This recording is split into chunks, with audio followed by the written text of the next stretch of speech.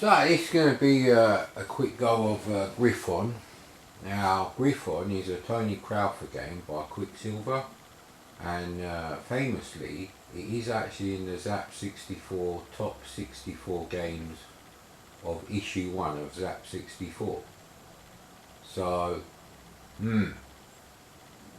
now Hercules is also in that list, and Hercules is a fucking horrendous game. So the only reason people like Gary Penn and Julian Rignall like Hercules is because they're bloody amazing at those kind of games, you know, simple arcade games. So they needed the challenge, really. That's what was going on there.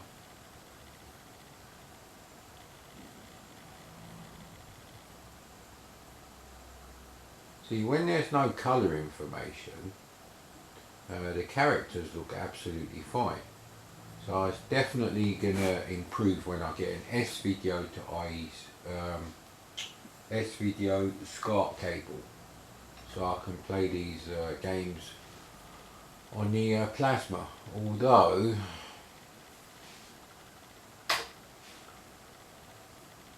I can't actually remember what directory this is in. I think it's in assorted games. You know what, we have all the trainers off. Reset the high score.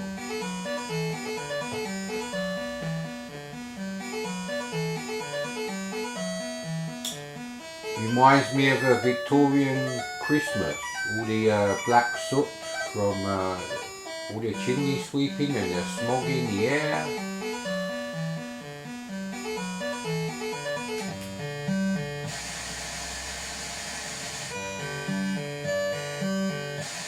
Quite an interesting effect.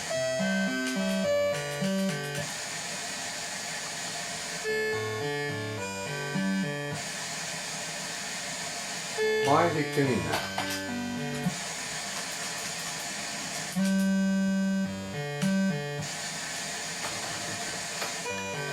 Well, it's not actually loading anything. Oh, this is good. There's obviously something weird going on here. Where my fucking eyes in, mate. So I suppose we're going to have to change this review of Gryphon due to the failure of anyone to bother testing SD to IEC compatibility. Jesus Christ, what's wrong with these people? So can you have a TV test card generated from the C64? Well, yes and no. Definitely something funny going on here. Must have detected it's not an original copy. But yes, the test card business looks fine in the middle, but no, a test card needs to cover the entire screen. There mustn't be any borders, because that's how you align the convergence of the RGB, firing and positioning of the electron gun. Yee! Alright, found another version. So, enormous, massive fucking sprite. So hang on, how comes I could fly before and now I can't? This is typical fucking Tony Crowther game, you know that. Tony Crowther only uses 4 colours on the background. That's why I don't really like his game.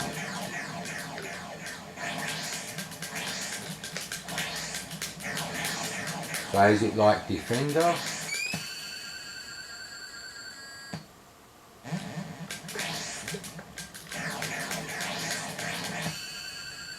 Hang on, I'm still getting used to how you're supposed to fly.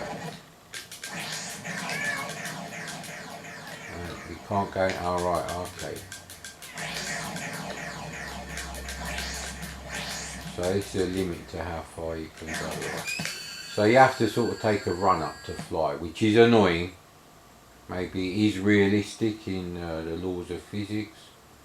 But Gryphons didn't exist, and I don't like reality in games. Which is why I don't like, you know, PS4, PS5 games. There's no imagination.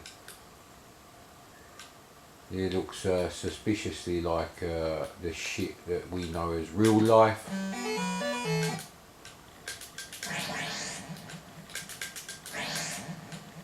Oh man, it's really fucking annoying.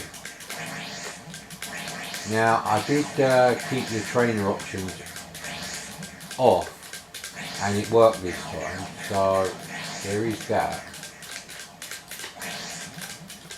You have to kind of keep going backwards and forwards. So I suppose it's like Defender, except you have to start from a specific location. Ah, fucking hell.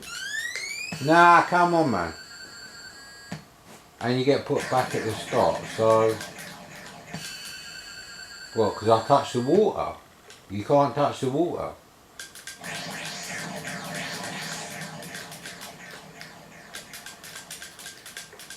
No, you have to like move left and right to keep him flying.